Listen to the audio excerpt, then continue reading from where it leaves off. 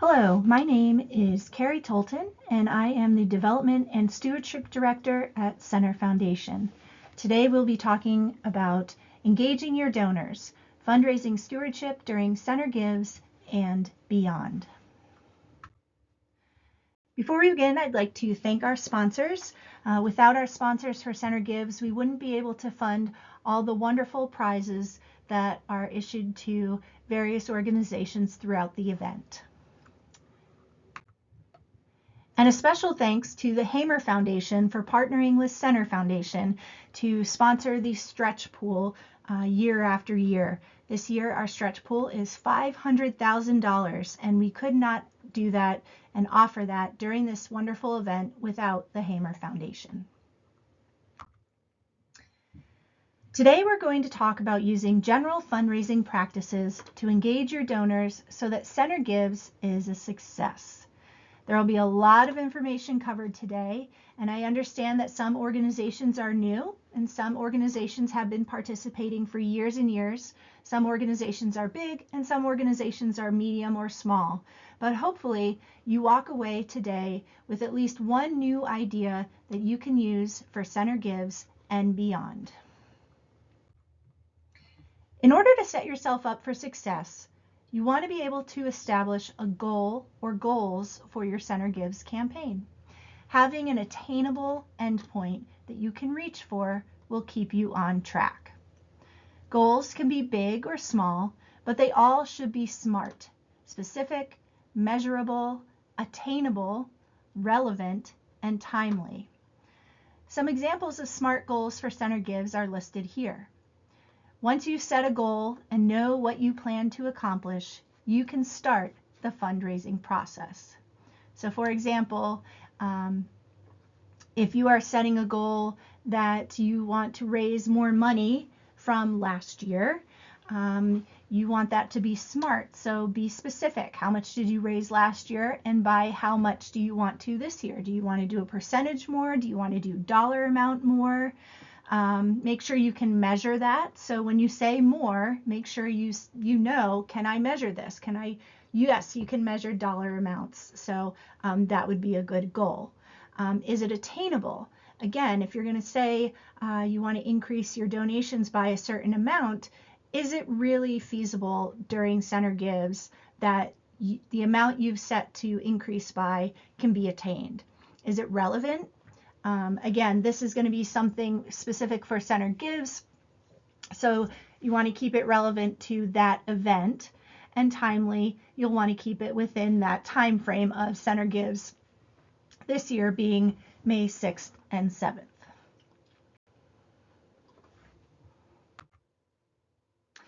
So once you've set your goals, you need to think about what is going to drive donors to give so that you can reach those goals. When thinking about what will motivate your donors to give, you can consider what motivates you to give. Think about those organizations that you contribute to, or even businesses where you shop. And what is it about them that motivated you that first time and brings you back? The next few slides will cover the basic motivators: mission, trust, connection, and impact. Every organization should have a clear mission. Your mission is your guide in everything you do. It answers the what, who, how, and why of your organization's purpose. When planning, it can be helpful to write down your mission and identify the what, the who, the how, and the why as you tie it to your campaign activities, your goals, and your donor engagement. Sometimes breaking down those long mission statements can help you to better conceptualize how you're going to use that mission to drive you to have a successful campaign. So donor engagement is all about building relationships that hopefully last a long time. You want to move your donors from that initial identification or awareness of your organization all the way through to a long-term donor who has a passion for supporting you and wants to continue giving. And trust is a cornerstone of every relationship, including the donor relationship. To gain and maintain trust from your supporters, donors, and new followers, you need to be consistent and put in the work. Transparency is key because people scrutinize the details.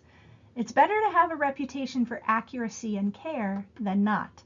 Share your mission, your messaging, and your key facts or information with the people who are sharing your message with the public so that it is accurate and consistent. Make sure your key leaders are accessible so that questions can be answered. You don't need to know everything, but you do need to know where to find the answers. Remember to keep in the loop your president, your treasurer, your board members, your executive director, whomever you think needs to know that important information so that you have a network of support to answer questions and share your message and your story. Report your impact, and remember, make it personal. We use first names when we address communications to our donors and our followers and our supporters. Remember to reach out often, share pertinent stories and facts, talk with them at events. The end game is to sustain a long and strong relationship.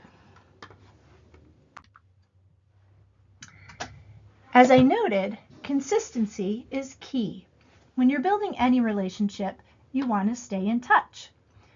Your solicitation should not be your only connection to your donors. You don't want your relationship to just be transactional. Share your good news and a story. Some examples are to share a news story that one of your donors may find interesting. Maybe you work for an environmental conservation organization. Maybe there's some big news locally about watershed conservation or animal welfare or something that has to do with your organization. Share that with your donors. Keep them in the loop. You can also segment your communications to certain audiences by interest areas, geographic areas, etc., to share special news and happenings. For instance, Center Foundation serves all of Center County, but we are often trying to think how we can share certain messaging with different areas of the county. We may share special stories about Phillipsburg, but we're not going to necessarily share that with people in Penns Valley. So be aware of the different types of segments and special stories you can share with those people.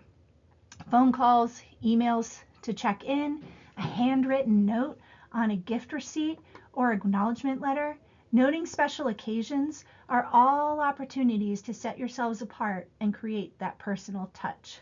An example of this is we send birthday cards to board members and our fund holders. We also, and other special stakeholders or people who have a special relationship with the foundation. We write a handwritten note on our gift receipts.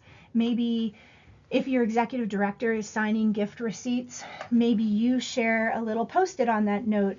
Hey, this is John who you saw at the event the other day, or maybe they already know that, but they can write a little note, it's good to see you the other night on their receipt, and that makes that donor feel special and included in your mission and your organization. Again, create a personal touch and pull them in, and they'll be more than happy to support you. So now that we've established the basic cornerstones of the foundation of a long-lasting donor relationship, let's talk about identifying who you're going to engage with. Especially with specialized campaigns like Center Gives, you want to consider your audience.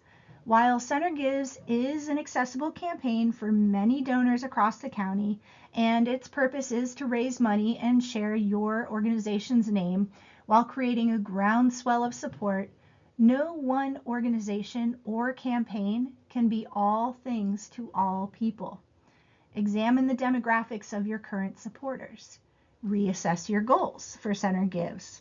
Are you looking to expand your audience, Or are you looking to increase the support of your current audience, for example? Use your mission as your guide. What is your purpose? Who are you working for and why? What value are you providing to your community? These considerations will help you to identify who to engage during Center Gives and beyond. Some key identifiers that we consider during Center Gives and beyond are, again, location. I'm not going to send a message again to Phillipsburg donors about an organization in Penns Valley and why they should support them because they just don't live there. Similarly, older donors are not going to be as tech savvy, and maybe an online campaign is not going to be as accessible to them as it may be to a younger donor. So I may have to take more steps to help them engage if they want to and support the organization through Center Gives. And similarly, young families, parents with children in college maybe, they all have busy lives. They may not have the same capacity as retirees. So beyond Center Gives even, I'm going to solicit different asks from them because they're not all capable of giving the same amount of money, time, or resources. So these are all important things to remember when soliciting and engaging your donors. You cannot fundraise if you do not ask your donors for a donation. Asking can be hard at first, but if you don't ask, they can't say yes. And when you do ask, the donor needs to know that's what you're doing. Therefore, be clear about what you are asking for so the donor knows how to respond. The next two slides are examples of solicitation emails. They will include the what, when, why, and value the gift brings, and they're both personal. They're a little different from each other, but both cover all of the above.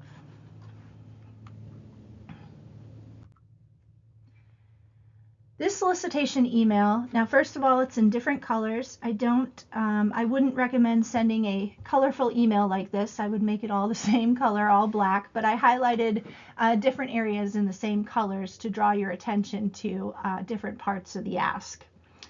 So generally at Center Foundation, we try to write our communications around an 8th grade level.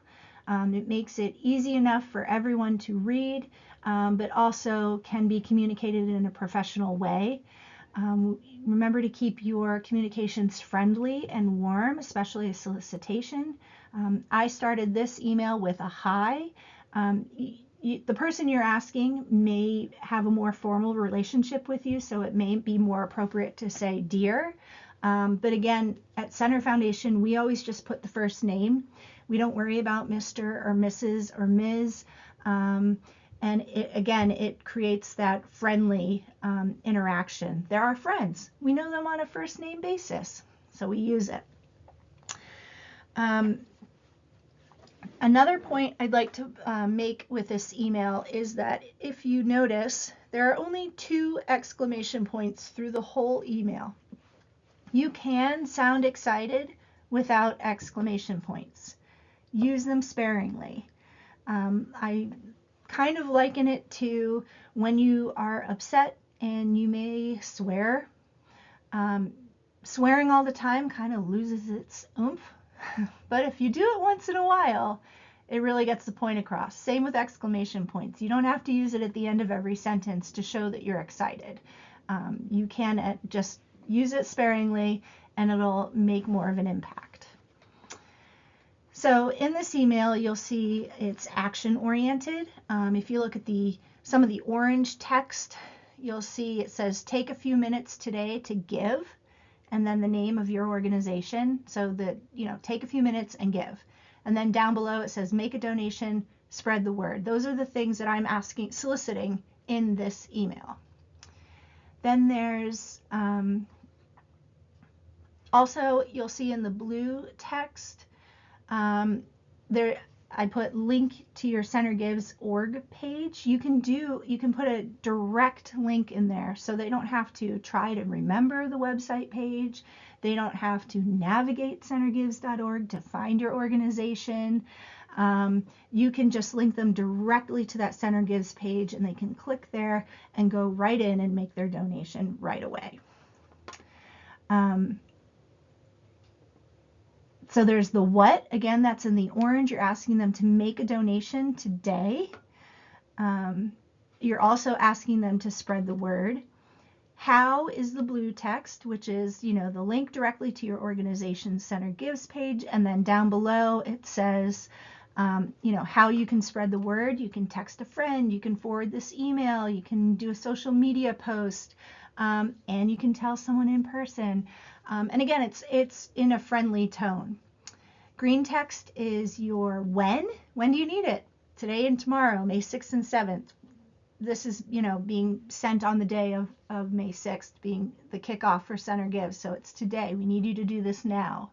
And then we have the why, because it's Center Gives. And you can also show what the impact of what the gifts will do. And that lets people know exactly what they're contributing to, and it gives them a tangible purpose to get behind. So another example of this is you'll see in the red in the middle there, your donation of any amount will help XYZ.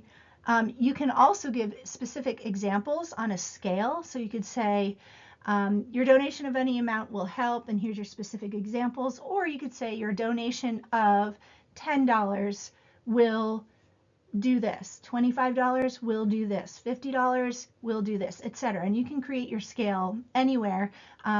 Know that the minimum amount you put on there is the minimum they're going to give. So, and the minimum at Center Gives is $10, so you could always just start there and build your scale from there. Again, too, keeping in mind who you're asking. Some segments of donors may be capable of making a larger gift. Maybe you want to scale that higher, or if you just want to send it out to everyone and just make it a blanket request, you can start at that $10. But there's lots of ways to personalize this and change it according to your organization's needs.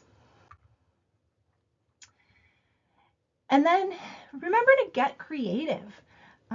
Here's an example of something we do at the end of all of our acknowledgement letters. We create a PS at the end. So you can put this on notes. You can do it on letters leading up to Center Gives. If you send out that solicitation email or any other communication, you can always say, PS, want to get involved right now? Click. And again, you give them the direct link to share our Center Gives campaign with your network. Or you can provide them a link to maybe materials on what to use. Or how about help us win a prize, give during this power hour, and make your gift count even more. Just a reminder of power hours, they are not assigned. Any and all organizations can garner support during every power hour, but some organizations choose to select a certain time that they know their donors will want to give to them. For example, Foxdale Retirement Village in the past, when they participated, had an early hour power hour that they asked all of their residents to give during. And that was a good idea because most of their residents are up early in the morning and they're not necessarily up later in the evening, or they may be busy during the day. So again, keep in mind what your audience is, who your audience is, what your goal is. Are you trying to get more support? Are you trying to win a power hour? And get creative with it. There's lots of ways to engage your donors without from different angles.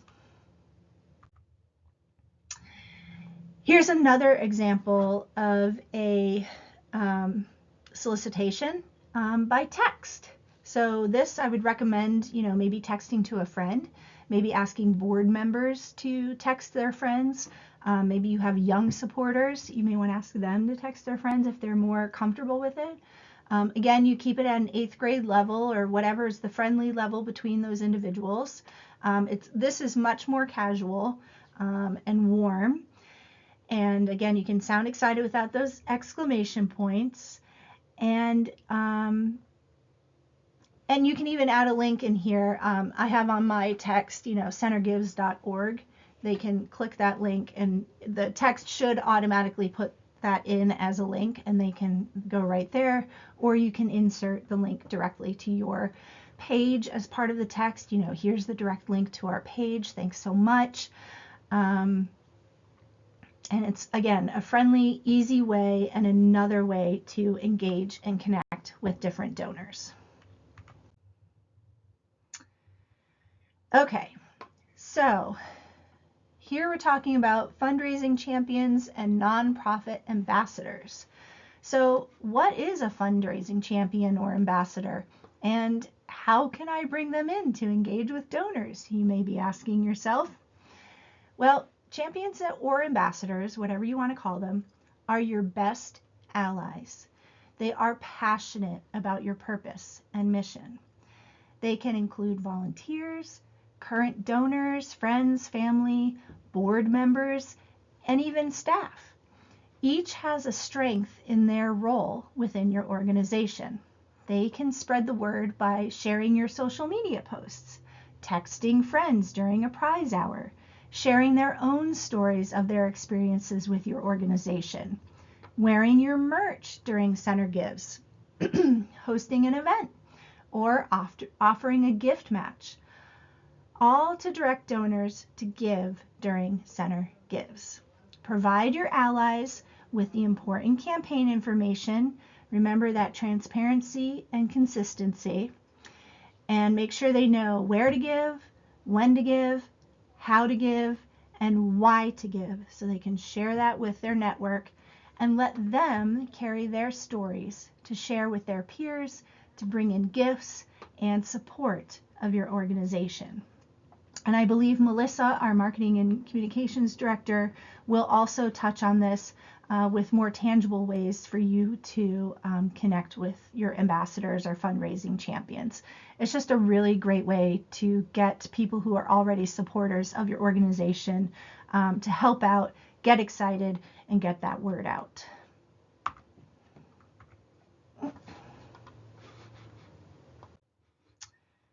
Okay, here's that other email example.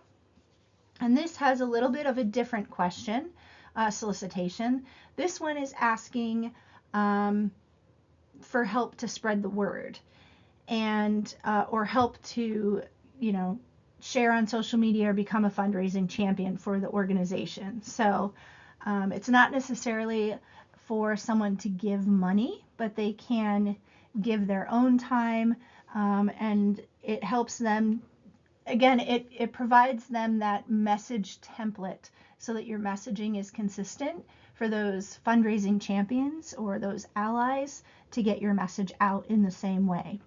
So give them templates, share the centergives.org website and or your org's direct page link, give them your images, your logos, your QR codes, your hashtags, and details how to use them. For instance, we have on our Center Gives page a toolkit that we share with the organizations and say, here's what you can use if you want to share if you want to use the Center Gives, logo and colors and things like that to share your good message of Center Gives. We provide that for you. You can do the same for your allies, and you can use any and all of those assets as well to share with them. And then when you're soliciting them to spread the message, give them a line or two to share. So something really easy to remember and they can just roll off the top of their tongue, or bullet points you want to make to ensure that you get your message across to prospective supporters. Remember your why, that you want them to give or help. Remember your goal. What is your goal here? Incorporate that into your messaging. So if it's a prize hour, if it's more donors, if it's more donations, if it's a matching campaign, which we'll talk about later, make sure that you're incorporating that into your messaging for them to share so that you get that message across so that you can meet your goals. Again, let your ambassadors carry their stories to share with peers, to bring in gifts and support for your organization. And then remember, you may want to follow up with the first ask. So with that first solicitation, or even with this one, I may, after the email, I may call them just to follow up to see how it went, or if I ask them to give, just to make sure that they have all of that information, and just reiterate, we would love to have them support us during Center Gives and really encourage them to give during that time. And then if you know, when you see people in person, maybe at events or neighbors, just remind them, Center Gives is coming up May 6th and 7th. Just wanted to remind you, we'd love to have you support us during that time. So again, lots of ways to connect, lots of ways to have your allies and your current supporters spread that message out. You don't have to do it alone. You don't have to know all the information. Spread it out there, get the word out, and you'll be successful.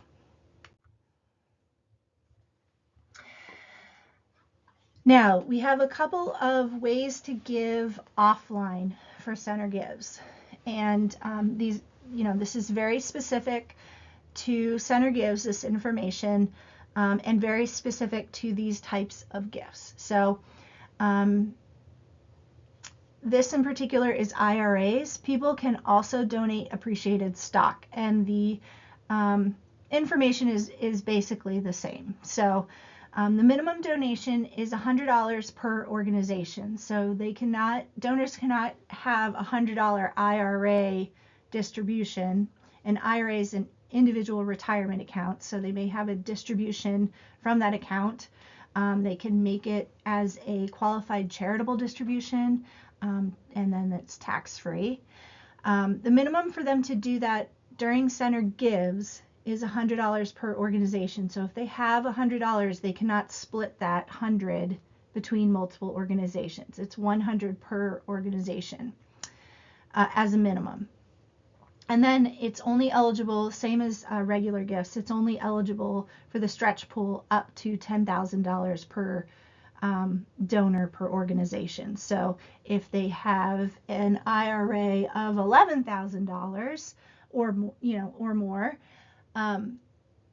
only that first 10,000 is going to count towards, and they give it all to you, only that first 10,000 is going to count towards your stretch pool, but you're going to receive the whole 11,000. But the stretch pool amount's only going to be calculated off of that first $10,000. And again, Kerry Ryan covers this in her Success Series session about guidelines, etc. So if that doesn't quite make sense, go to her Success Series and she explains it more in detail. So IRA gifts count towards a stretch pool, as I just explained, but they do not count during prize hours or the random prizes. And this is because we receive the checks ahead of time. We on the back end are publishing them live during the event. And so it just wouldn't be fair for us to be publishing them during the event and then someone get a prize for that. So they don't count towards prizes, but they do count toward the stretch pool. And IRA gifts and stock gifts are generally larger gifts. So this is a great way to engage your older donors.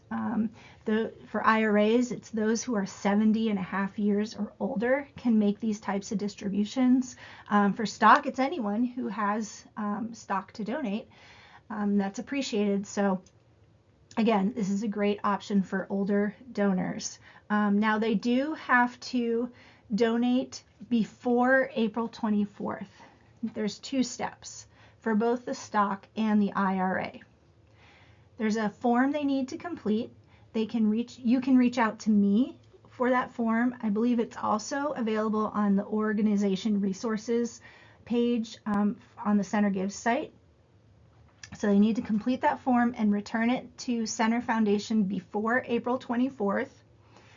And we also need to receive either the stock transaction, the stock, or the check from their financial advisors for the IRA before April 24th. And this is really important because there's a lot of behind the scenes work that goes on to get these checks and stock gifts posted and set up to be published during Center Gives. So That gives us time to ensure that we have all their forms, we have all their checks, we have all their stock donations, and that we can get everything set up for the event. So if anyone has questions about the IRAs or the stock gifts, they can email me or call our number on this slide.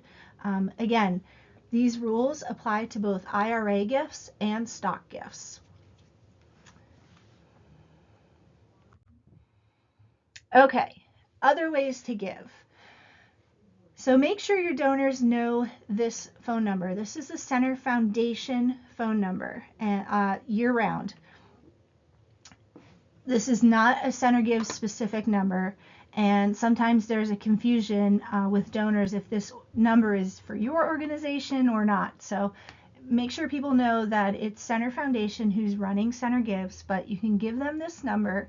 And again, particularly for those donors who are not tech savvy, they can always call and we can help walk them through making their gift online during the event. Or if something's going on with their gift while they're online, or they have questions, they can call us throughout the event, and we'll be happy to help them. Staff are in the office from 8 a.m. to 8 p.m. each day of Center Gives. So if a donor calls while we are not in the office, so not during those office hours, we have a voicemail and they can leave a message and we return their call as soon as we get back into the office during the event. So if they call after 8 p.m. on May 6th, we'll get the message and we'll be sure to return their call, when we get back into the office on May 7th at 8 a.m. Additionally, you can call if you have a question about the event, a gift, etc. As I said, we're here to help. Now, I stated earlier I would talk about matches. These are set up with your donors outside of Center Gives. Center Foundation doesn't track matches. We don't count matches. But here's how you can set it up. Your donor can say they want to match gifts and have their match amount count as part of the Center Gives stretch pool. So they may say, I'll match all gifts up to $1,000. Hopefully it's more. And they could say maybe it's during this certain time period. Maybe all gifts made on May 6th up to $1,000 to your organization, they will match. Wonderful. This is a great opportunity for board members and allies. If the person making the match wants their matched gift to also count as part of Center Gives, they need to make that amount during Center Gives. So sometimes they may say I'll match up to 1,000, and even if your organization doesn't get to 1,000, they still give 1,000. But they have to make that gift during the event. So maybe again they say all gifts made on May 6th up to this dollar amount, I will match it, and then they can make their gift, either up to the dollar amount or the full dollar amount, whatever you work out with them, on May 6th or May 7th. You can use your download. You can watch your gifts on the back end and see if those gifts have been made, and then let your matching donor know where you are in the match period. And it's also another fun way to garner support with your donors. People get excited for matches. They get excited to get up to that dollar value. And it's just another great way to engage donors. But just so that you know, if they want their match to count, they have to give it during Center Gives. They can make the match amount outside of Center Gives, but it will not count towards Center Gives. But if you have more questions about that, feel free to email or call me, and I'm happy to explain that and talk that through with you, how that can look for your organization.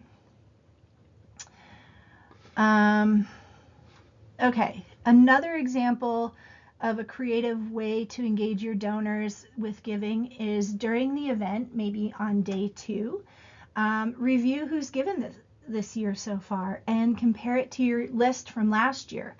Are there key donors who may have given last year but not this year yet? Reach out to them. send them a text, give them a call, or if you know they're a good friend of a supporter or a board member, ask one of your allies, ask them to reach out and say, hey, so-and-so hasn't given yet. I know they're a big supporter. Do you know, can you reach out to them and just remind them about center gives, however you want to handle it. But again, they can't say yes if you don't ask. Okay, so those are some creative examples. On the next slide, I'm going to show you how, give you some examples of how to put your board strategy to work. But basically, you want to welcome them in. You want to meet them where they are. So I know a lot of organizations struggle with getting their board involved with center gives or just giving in fundraising in general. But remember, board members are busy, and most of the time with nonprofits, if not all the time, they are volunteers. So they have other things going on in their lives, and you're just a part of it. So meet them where they are. What are they good at? Are they good at, do they know a bunch of people at the country club? And are they good at having lunch with them and talking about your organization, right? Are they good at sending out emails? Are they young and they, text their friends or whatever it is? But meet them where they are, and you may have a better success rate.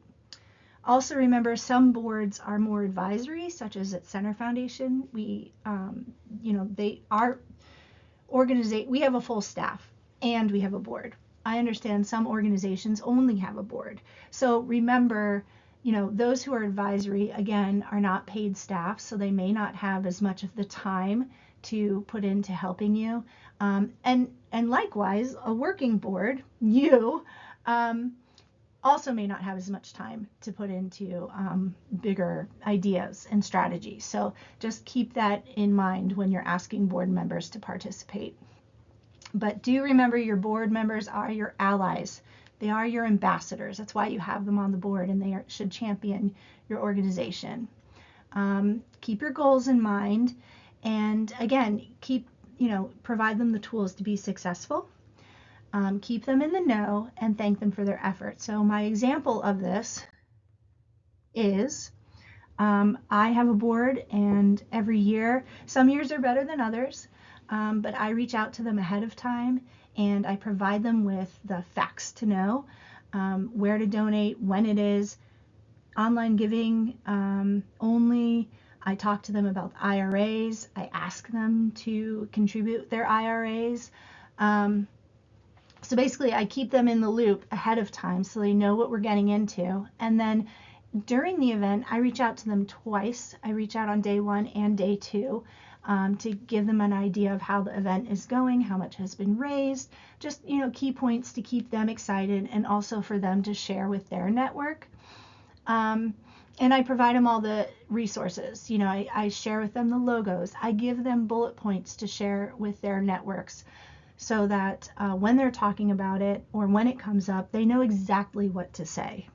And then the picture in the middle, one year we gave our entire board some Center Give swag and asked them, I think this might have been during the COVID years, but we asked them to wear their swag and take a picture and post it on social media. And so those who are on social media did just that. And it was kind of fun to, 1, put faces to names for our board, for the public, and 2, show that they're involved, engaged with Center Gives. And so their friends saw that and, and could just get a little bit more excited about it too. If they're not social media savvy, you could take a picture of them with a supporter sign. I know organizations have done that in the past, and the org can post it, or you can help them post it for themselves. If they are tech savvy, share the hashtag Center Gives with them and ask them to use that while tagging your organization. So again, meet them where they are, give them the tools to be successful, and then finally, don't forget to thank them for their participation and efforts. Just because they're a part of your organization doesn't mean they don't like to hear thank you. Okay, events. I know events can sometimes be overwhelming or seem overwhelming at first, especially when you're already doing this huge fundraising campaign. And for some organizations, it may be too much. Maybe it doesn't work into your goals. Maybe your goal this year is to have an event to bring people in. But you don't have to go all crazy and over the top with your events. You can keep it simple, because what's important is that you're showing the donor impact and you're telling your story.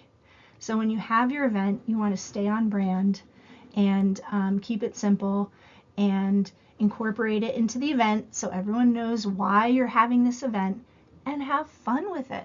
So here's some pictures of some simple ways you can incorporate your events. The bottom left is Good Day Cafe, which is the coffee shop run by Strawberry Fields during Center Gives in the cafe, because they just happened to have that physical space. They had a table with a giving station and some branded swag and information, and it was right there by the front door, so people coming in could go right up and ask about what's going on. Another example there is Penns Valley Conservation Association in the top middle had a taproom takeover. I think that was at Elk Creek Cafe there in Millheim. And Penns Valley has this special radio station and radio show that they have, so they kind of incorporated that into their event. Again, very, makes sense with Penns Valley, very easy, simple to do. People coming in and out of the cafe could engage with them. Maybe you don't have a physical space, but maybe you're an organization that, there's that hike. Maybe you can go do a hike, or, and talk about, just get people together. Maybe you could do a simple movie night, or maybe your friends are in a band and you have a backyard. Invite your supporters over to hear the band. Again, have a laptop set up so they can give them some food, and just make it fun, and remind them about Center Gives, and it'll be a great event. Oh, okay. Here you can see some more pictures of having ways for people to give. There's the QR code, there's the giving stations. Again, make it easy for people to give, and you can keep it that simple. Just set up a laptop in your lobby or at your organization or at your event. But one thing I want to bring to your attention on this slide is having a plan B. I cannot stress enough how important that is, especially if you're going to have an event outside. One way we learned about this, kind of the hard way, and we were really lucky one year with Center Gives Fest, which will not be held this year, but we used to have it in Talleyrand Park outside, and it was calling for severe thunderstorms and heavy rain, and we had to pivot that morning and find an indoor space to hold Center Gives Fest, and we just lucked out with Brath's 16823, and they let us set up the whole thing inside, and that turned into our plan B. But it's a lot easier if you have a plan B ahead of time. So think through what things could happen if you have an event and how you can pivot.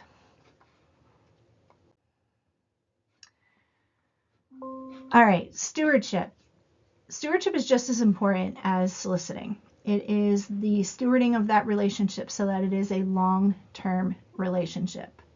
So now that you've reached your goal, you've had a successful Center Gives, you want to make sure, again, that you're communicating that.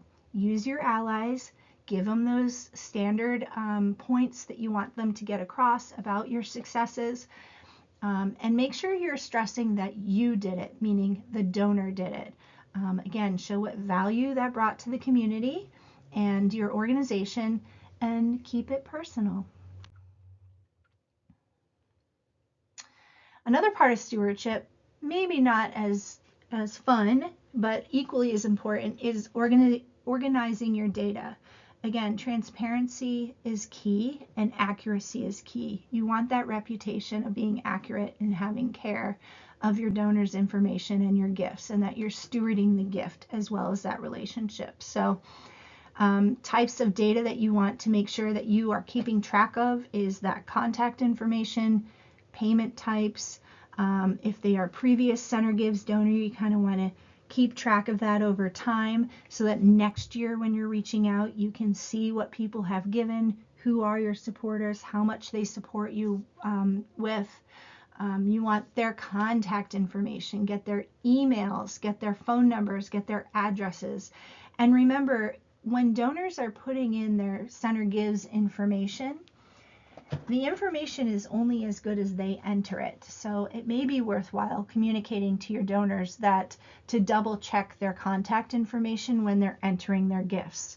If someone puts in an email address that has a typo, or if maybe they are going too fast and there's, their email address doesn't come across. If it's not a real email address, one, they're not going to get a receipt for their gift. And two, now you have bad contact information for your organization. You don't know what their real email address is. So again, your data is only as good as what donors put in the system. You will get a donor download link from Nathaniel. Remember that this is static data. You can check it through the event, but you should not use it to necessarily to track donations through the event, because those donations may change.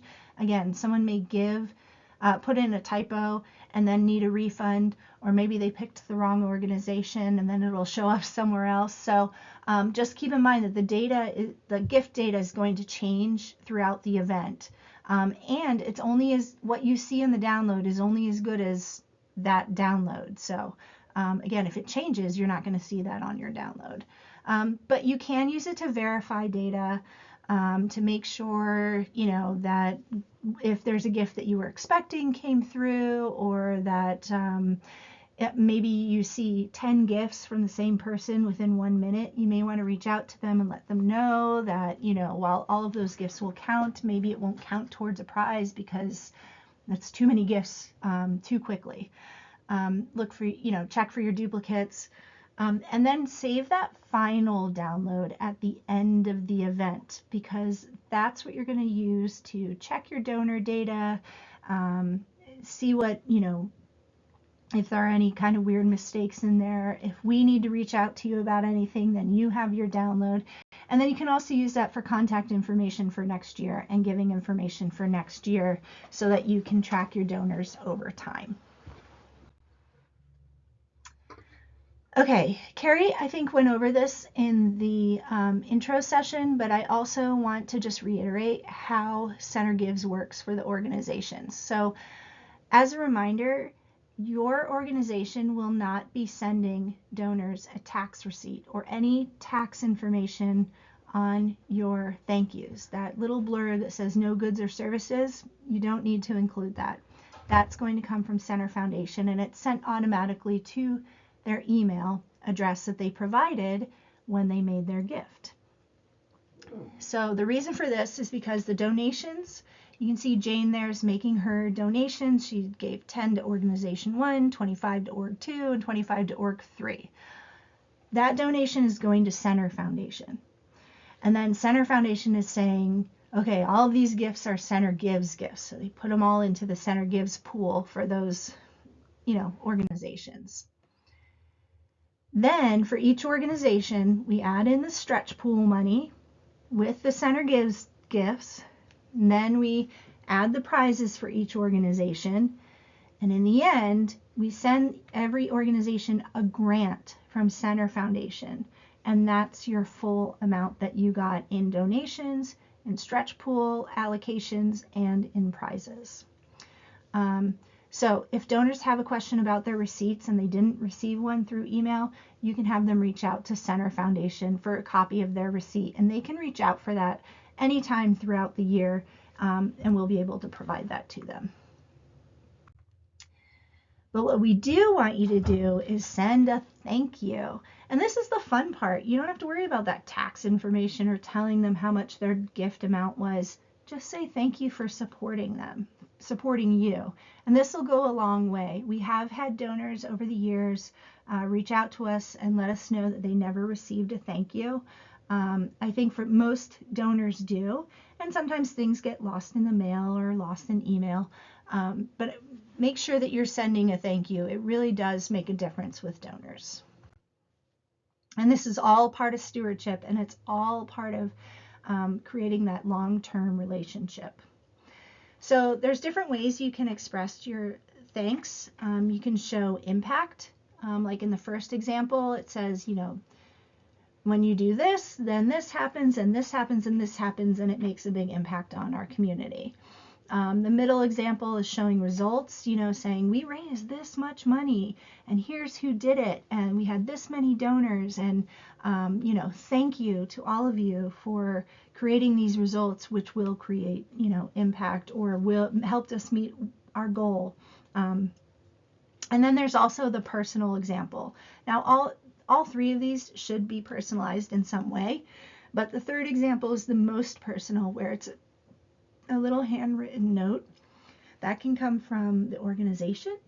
It can come from a friend of a donor, maybe someone who reached out, can reach back out. It can come from board members, but those little personal notes can go a long way. So you can thank your donors in any or all of these ways during Center Gives and beyond. And pro tip, again, just to reiterate for your donors, your tax receipt was sent.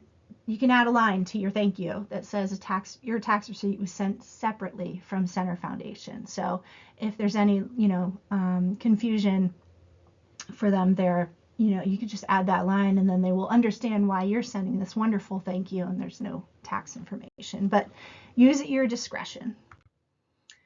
Here's some real examples of thank yous. Ours is, we send to all donors across Center County, so it's very general. But again, we say millions of thanks. Here's our results of the campaign. Here's the total impact, and it's just amazing. The one on the far right is from one of the libraries, also a results, but also kind of an impact thank you. And I like that it's colorful and it's fun and it's personal, and it also says our donors deserve an applause because you made all this possible. And so that's really special. They made sure to incorporate you, the donor, into their thank you. And then the middle example is the email that I send to all donors who give to Center Foundation during Center Gives. And I'll include a graphic of the totals, or maybe a Center Gives logo or something from the office to personalize it. But again, it's dear first name. And here's what your gift is doing. It sustains our mission. And because of the stretch pool, your gift's going to go further in addressing those needs with grants, programs, and projects like Center Gives. So that's what our money goes towards. And then I have a thank you from the entire staff. So those are real examples, but what you'll find is once you draw people in, you'll find many opportunities to include them in the process. So again, and one other example here I wanted to touch on is in this Center example, I don't start with thank you. I start with a bolded catchphrase. And then later in the email, actually the last paragraph is where I say thank you.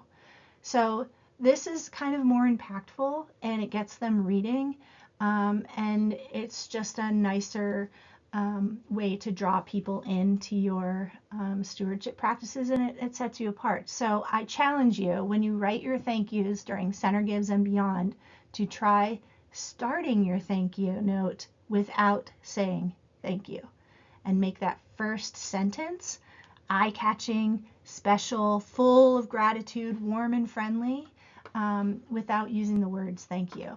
And you'll find it's challenging at first, but then after a while it enables you to be a little more creative with your letters. They don't get as stale, and readers tend to read them more because of that.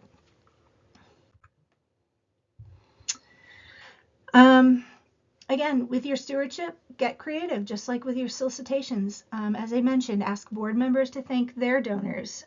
Give them those consistent messages. You can also make it kind of a party for your board or whomever you're inviting over to do these thank yous. I know some organizations have the board make thank you calls to their donors.